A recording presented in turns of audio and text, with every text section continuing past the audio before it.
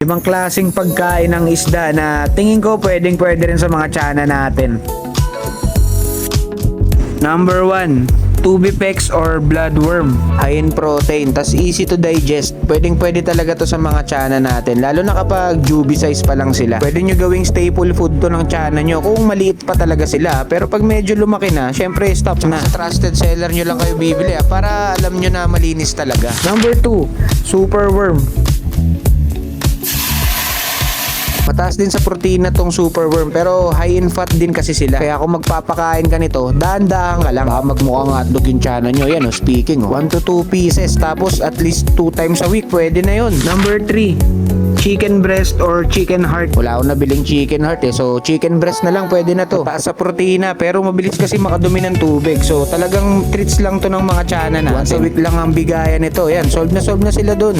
Number 4, hipon.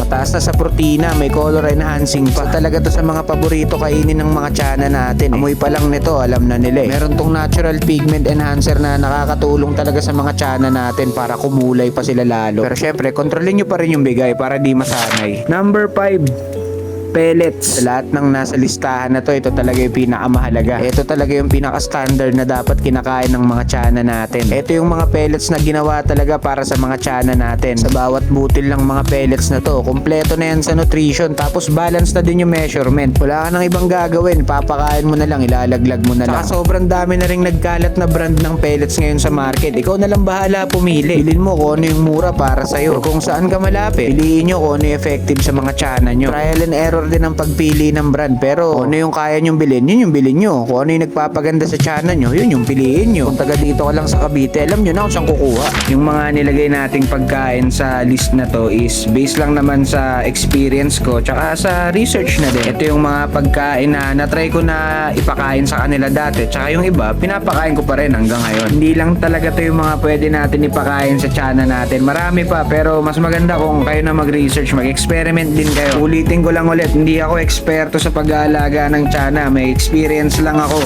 Tsaka gusto ko lang din makatulong dun sa mga nagtatanong sa atin. Kung hindi mo pa rin alam kung ano yung ipapakain mo sa tiyana mo, sana makatulong tong video na to sa'yo. Yun muna ulit sa ngayon. Happy fish keeping!